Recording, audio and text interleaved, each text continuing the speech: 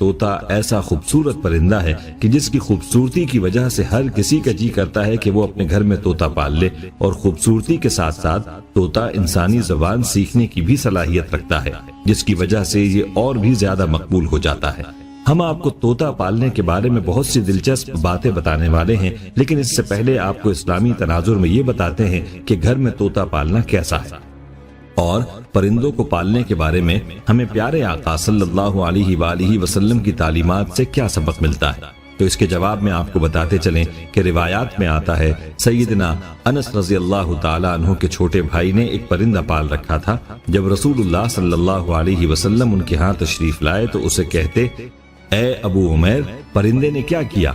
یہ حدیث اس بات کی دلیل ہے کہ آپ صلی اللہ علیہ وسلم نے پرندے رکھنے سے منع نہیں فرمایا۔ اگر گھر میں پرندہ پالنا منع ہوتا تو آپ صلی اللہ علیہ وآلہ وسلم ضرور انس رضی اللہ تعالیٰ عنہ کے بھائی کو اس بات سے منع فرماتے۔ اسی لیے فقہا کے نزدیک گھروں میں شوقیہ پرندے رکھنا اور پالنا جائز و مباح ہے، بشرطے کہ ان کی غذا اور سردی، گرمی اور بارش سے حفاظت کا مناسب بندوبست کیا جائے، اور جب سب اہل خانہ کہیں باہر جائیں تو ان کی غذا اور دیکھ بھال کا کوئی مناسب نظم کر کے جائیں۔ دوستو، یہاں ایک بات یہ بھی قابل ذکر ہے کہ پرندوں کے ستانے کے بارے میں ممانعت ہے، جیسا کہ ابو داؤد میں حضرت عبداللہ بن مسعود رضی اللہ تعالیٰ عنہ کی روایت کردہ ایک حدیث میں کبوتر کا ذکر ہے، جس میں ایک کبوتر اللہ کے رسول صلی اللہ علیہ وسلم کے سر مبارک کے اوپر منڈلا رہا تھا اور اپنی زبان سے شکایت کر رہا تھا کہ کسی نے اس کے گھونسلے سے انڈے اٹھا لیے۔ حضور صلی اللہ علیہ وسلم نے صحابہ میں اعلان کیا، ایک صحابی نے انڈے اٹھانا قبول کیا تو انہیں حکم دیا کہ وہ گھونسلے میں انڈے واپس رکھ دیں۔ مذکورہ روایات کی روشنی میں علماء کا کہنا ہے کہ پرندے پالنے میں کوئی حرج نہیں ہے اور ان کا پالنا جائز بھی ہے، لیکن ساتھ میں شرط یہ لگا دی کہ ان کو کسی قسم کی کوئی تکلیف نہ پہنچے، کیونکہ جب آپ نے ان کو اپنے قبضے میں بند کیا ہے تو یہ آپ کی ذمہ داری ہے کہ آپ ان کی خوراک، ان کی رہائش اور ان کی ہر ضرورت کا خاص خیال رکھیں۔ اگر آپ خیال نہیں رکھیں گے تو پھر آپ گناہگار ہوں گے۔ دوستو، یاد رہے کہ حضرت انس رضی اللہ تعالیٰ عنہ کے بھائی والی حدیث میں صرف پرندے کا ذکر ہے، اس میں پرندے کا نام موجود نہیں۔ کیونکہ طوطا بھی ایک پرندہ ہے تو اس لیے طوطے کو گھر میں پالنا درست ہے، اس میں کوئی حرج نہیں ہے اور نہ ہی کوئی قباحت ہے، البتہ جو شرائط بیان ہوئی ہیں ان کو ملحوظ خاطر رکھنا لازم ہے۔ بعض لوگ شوق میں پرندے تو پال لیتے ہیں لیکن ان کا پراپر خیال نہیں رکھتے، یاد آیا تو دانا وغیرہ ڈال دیا اور یاد نہ آیا تو رہنے دیا، کبھی پانی رکھا اور کبھی نہ رکھا، تو یہ بات بہت غلط ہے۔ جس طرح سے اپنی خوراک کا خیال رکھا جاتا ہے، ایسے ہی پالتو پرندوں کی خوراک کا خیال رکھا جائے، اور خوراک کے ساتھ ان کی ہر ضرورت اور حفاظت کا بھی مکمل خیال رکھنا مالک کی ذمہ داری ہوگی۔ دوستو، جہاں تک بات ہے گھر میں طوطا پالنے کے فائدے کی، تو گھر میں طوطا پالنے سے گھر میں ایک رونق سی رہتی ہے، بچے بڑے اس کے ساتھ مصروف رہتے ہیں اور یوں گھر میں بوریت نہیں رہتی۔ دوستو، اگر آپ نے طوطے یا کوئی اور پالتو پرندے پال رکھے ہیں جو کہ پنجرے میں بند ہوتے ہیں، تو ان کو اگر آپ کوئی تکلیف پہنچائیں گے یا ان کو بھوکا رکھیں گے تو اس پر سخت وعید ہے، اسی لیے اس چیز سے بچیں۔ دوستو، آئیے اب آپ کو طوطے کے بارے میں کچھ دلچسپ باتیں بتاتے ہیں۔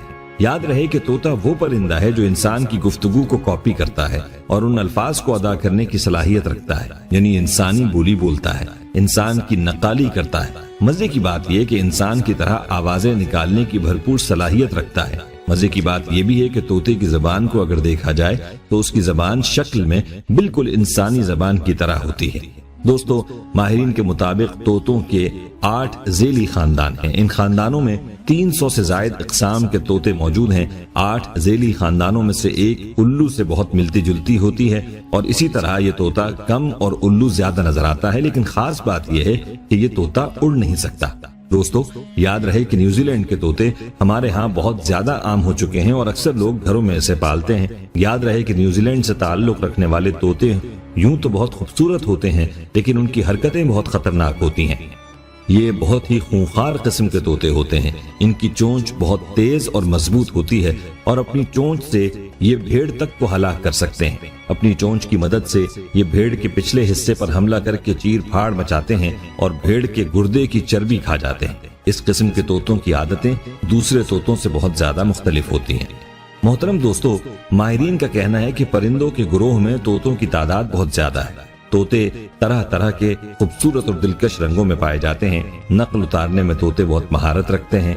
इंसानों की तरह बोलने के अलावा बाज दूसरी आवाजें भी उम्दगी से निकाल लेते हैं। और हाँ, मजे की बात यह है कि तोते सीटी भी बजा लेते हैं और कुछ तोतों की आवाज इतनी अच्छी होती है कि यूं लगता है जैसे सुरीली आवाज में हमदो सना कर रहे हैं।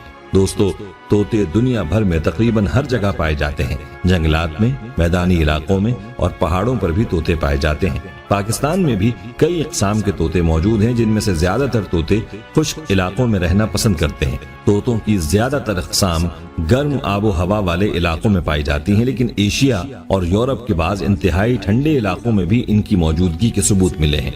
तोतों में ये सलाहियत होती है कि ये गर्म इलाकों के साथ साथ ठंडी जगह पर भी जिंदा रह सकते हैं, लेकिन सर्द मकामात पर इनकी बहुत ज्यादा हिफाजत की जाती है। दोस्तों, आपको बताते चलें कि तोते आम तौर पर अपने अंडे दरख्तों के खोखले तनों या चट्टानों में मौजूद दरारों में देते हैं। तोतों की तमाम अक़साम गोल और सफेद अंडे देती है। बड़ी किस्म के तोते 2 या 3 अंडे देते हैं, जबकि छोटे तोते 12-13 अंडे एक साथ देते हैं। जनूबी अमेरिका के तोते अपने अंडे खाली जगहों पर नहीं देते, बल्कि वो घास फूस से घोंसले बनाते हैं और इसमें अंडे देते हैं। तोते के बच्चे जब पैदा होते हैं तो वो देख नहीं सकते और उस वक्त न ही उनके पर होते हैं। याद रहे, एक दरख्त पर तोतों की कई खानदान आबाद होते हैं। तोतों की आदत होती है कि ये मिलजुल कर खाना खाते हैं, साथ सफर करते हैं और अपनी खुराक की तलाश में दूर तक निकल जाते हैं। दोस्तों, आखिरकार ये बात तो मानना पड़ेगी कि इंसानी आवाज की नक्काली में तोतों की महारत का वाकई कोई जवाब नहीं, जो अपनी सलाहियतों से देखने वालों को खुशगवार हैरत में मुब्तला कर देते हैं। यकीन ना आए तो इस तोते को ही देख लें, जो अपने मालिक को हंसते हुए देखता है तो खुद भी ऐसे जोरदार कहकहे लगाता है कि देखने वाला मुतासिर हुए बिना न रह सके। खुश मिजाज तोते की हंसी में तंज का अंसर भी वाज़ेह तौर पर शामिल होता है, जो न सिर्फ हैरान कुन है बल्कि बेसाख्ता चेहरे पर मुस्कुराहट भी ले आता है।